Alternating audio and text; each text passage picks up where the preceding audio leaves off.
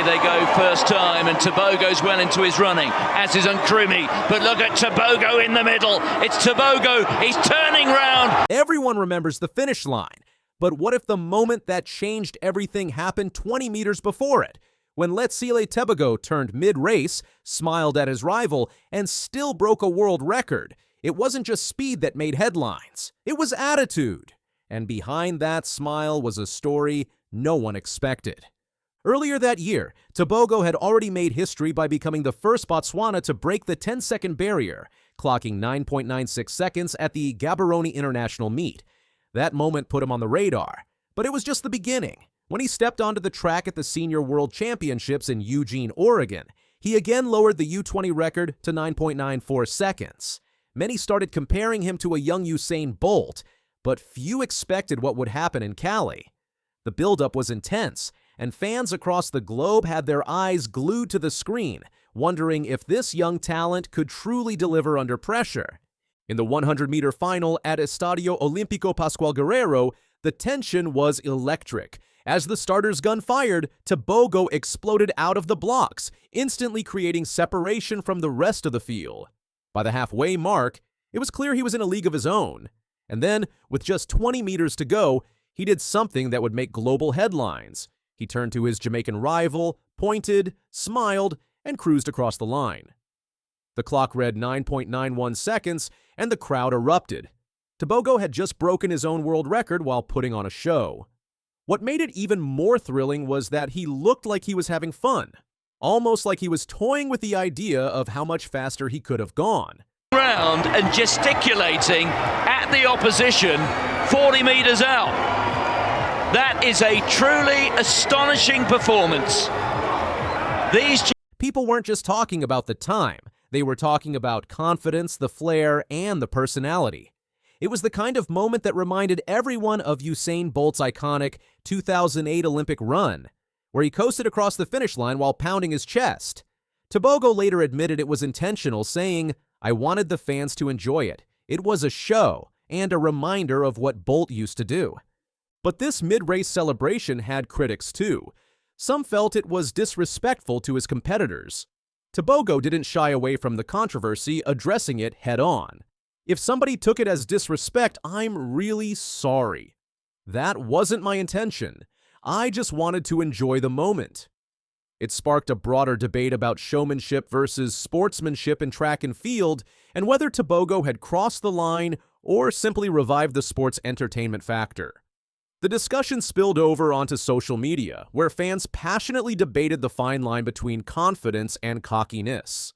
What made the moment even more shocking was the realization that he could have gone even faster. Analysts speculated that, had Tebogo run straight through the line without celebrating, he might have clocked somewhere around 9.80 seconds or faster, putting him in the same territory as Olympic finalists. But Tebogo wasn't chasing numbers that day. He was chasing impact, his ability to inject personality into a race, to blend entertainment with elite performance, was something the sport had been missing since Bolt's retirement. His performance in Cali didn't just earn him gold, it announced his arrival on the global stage.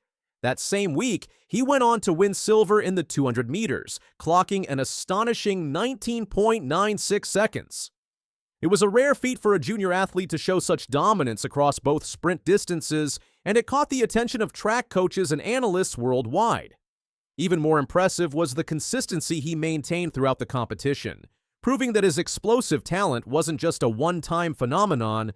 Time 19.96. Tebogo is given the same time, but he's beaten by 6 1,000. Tebogo's rise wasn't an overnight phenomenon. He was born on June 7, 2003, in Kanye, Botswana, a small town with limited resources but big dreams. From a young age, he showed promise in athletics, dominating local meets before moving on to national and continental competitions. His breakthrough came in 2021 when he won gold in the 100 meters at the African U20 Championships. But even then, few could have predicted how quickly he'd climb the ranks.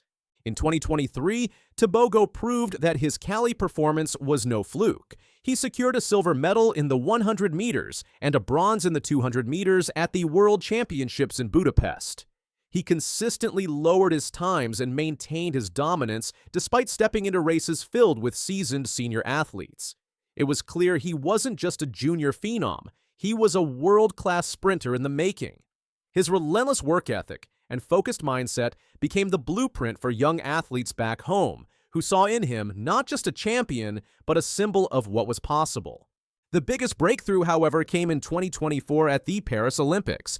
In the 200 meters final, Tebogo shocked the world by winning gold and setting a new African record of 19.46 seconds. That performance not only gave Botswana its first Olympic gold medal, but also placed Tebogo among the fastest men in history. His celebration was a little more subdued this time, but the message was the same. Tebogo had arrived, and he wasn't going anywhere.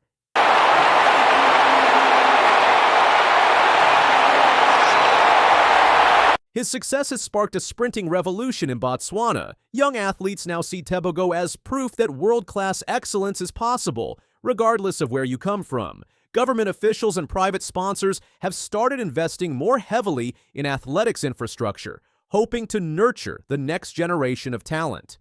The nation that once watched from the sidelines now sees itself at the center of the global athletics conversation.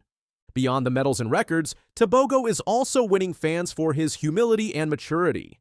He speaks openly about the pressure of comparisons to Bolt, saying he's not trying to copy anyone, just be the best version of himself.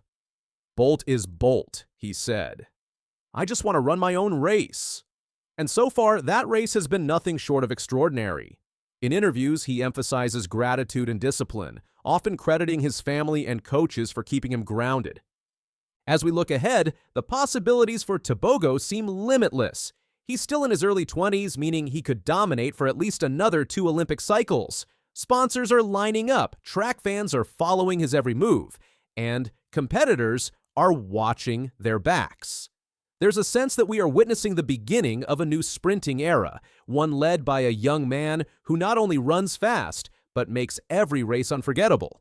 The 9.91 run in Cali wasn't just a record, it was a moment that changed everything. It turned a promising teenager into a global star. And if Tebogo's trajectory continues, we might one day look back and realize that smile at the 80-meter mark was just the beginning. If this blew your mind, just wait. Tebogo's story is only getting started. Hit that like button if you think he's the next sprinting legend, and don't forget to subscribe for more jaw-dropping stories from the world of sports. Who should we cover next? Drop your thoughts in the comments. We're reading every one.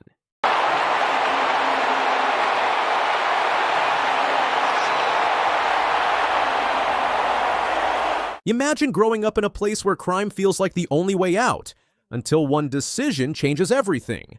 Olympic champion Letsile Tebogo just revealed a stunning truth. Without sports, he'd likely be a criminal today. What he said next will leave you absolutely speechless. The 21-year-old sprinter from Botswana stunned the world when he clinched the men's 200-meter gold at the Paris 2024 Olympics, clocking an African record of 19.46 seconds.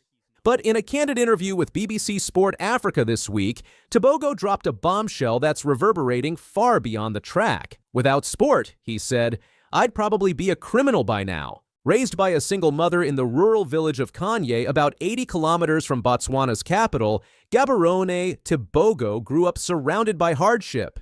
In his own words, the neighborhood was a breeding ground for crime, a place where survival often meant breaking the law. To say I'm excited is an understatement. Africa is so proud. I'm so proud that he put Africa in the map. It's Africa before Botswana, so we are really thrilled. We thought that was the only way to survive, he admitted. For a young boy with big dreams, the odds were stacked against him. So, what kept him from falling into that abyss? The answer is as simple as it is profound. Sports. The Olympics has taken me into a different level. It has opened a lot of doors for me. It has created more empowerment for the youth back in the country, back in the African continent, because now a lot of youth wants to engage in sporting activity, not just athletics, because I've showed them that anything is possible. Tebogo's journey didn't start with a sprint. As a kid, he was a left winger tearing up the football fields of Kanye. It wasn't until his primary school teachers spotted his speed that they pushed him toward athletics, a sport he initially saw as a part-time thing. Little did he know that nudge would rewrite his future. "The teachers forced me into athletics," he told reporters in a recent video call, and thank goodness they did. By keeping him busy with school and training, sports gave Tebogo structure, something he desperately needed. "You're tired," he explained. "You don't have time to roam the streets, go into people's houses." It was a lifeline that didn't just save him, it inspired him to pull friends along too. Today, some of those friends are playing football, and they still talk about one haunting question. If this didn't work out, where would we be? Fast forward to August 20th, 24. At the Stade de France, Tebogo outran pre-race favorite Noah Lyles to claim Botswana's first-ever Olympic gold medal. The nation erupted, tens of thousands greeted him on his return, and a national holiday was declared. But behind the triumph was a bittersweet note. Just months earlier, he'd lost his mother, Seratiwa, to a sudden illness. His victory wasn't just a personal win, it was a tribute to her and a beacon for his country. I get blind.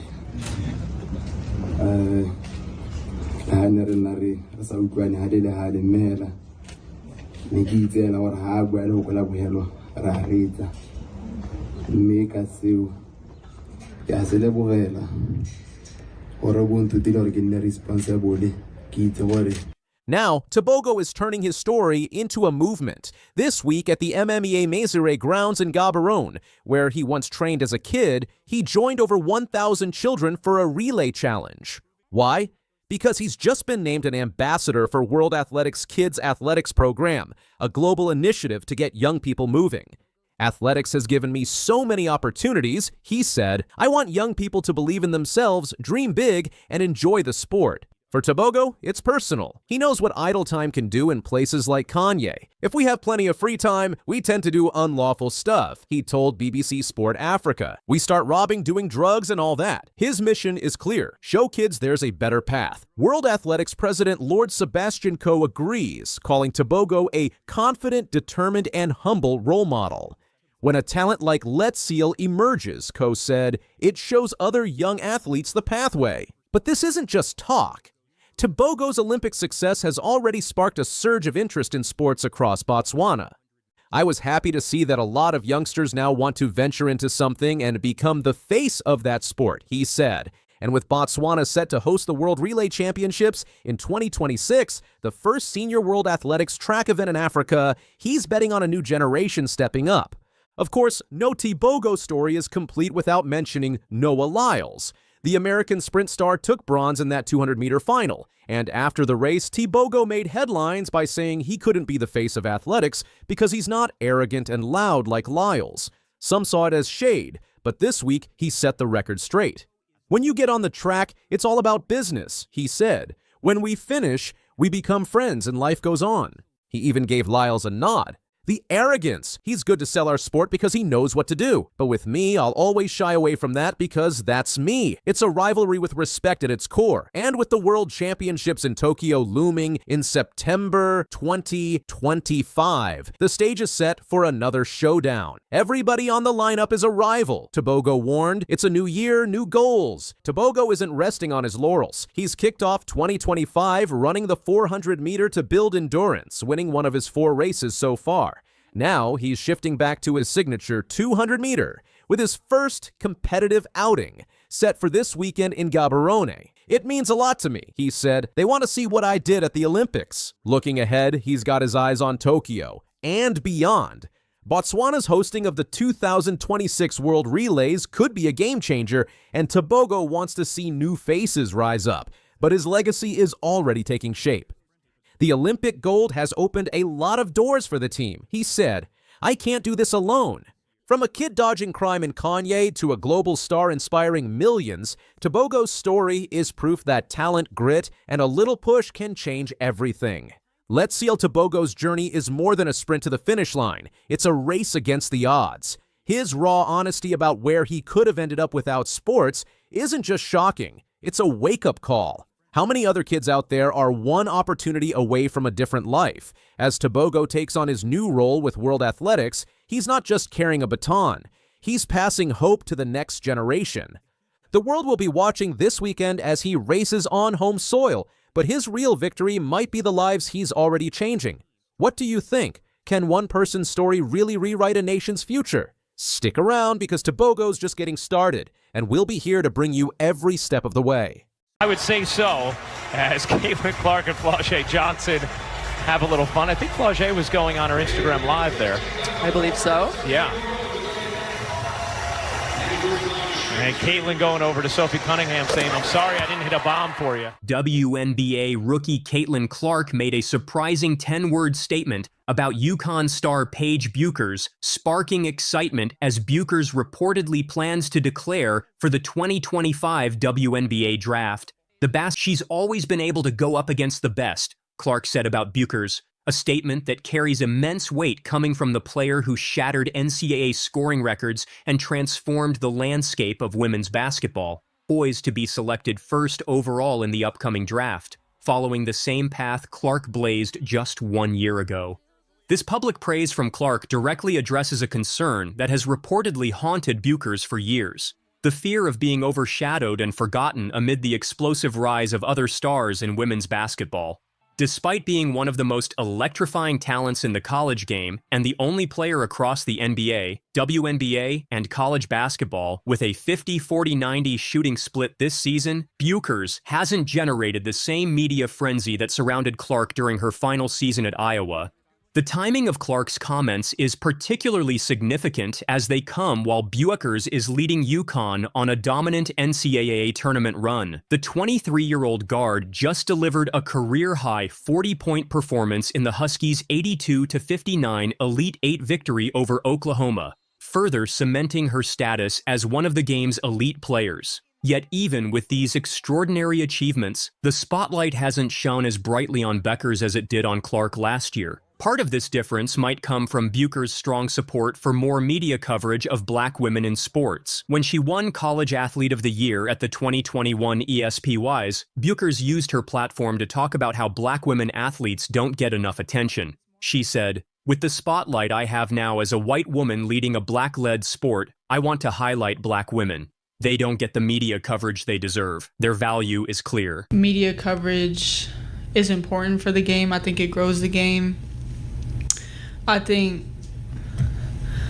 know freshman year I was like the media darling. Everybody was like focused on me and what I did at UConn my freshman year, but I think it's more important for the game to share the spotlight, to grow the game and show all the stars of college basketball and not just focus on one particular player, whether it be me, Caitlin, Juju, Angel. I mean, there's so many names in college basketball now that are huge, that are stars, that deserve credit, and I think it's not my job, but the media can do a better job of just making sure everybody gets love. This courageous stance appears to have altered how certain audiences viewed her.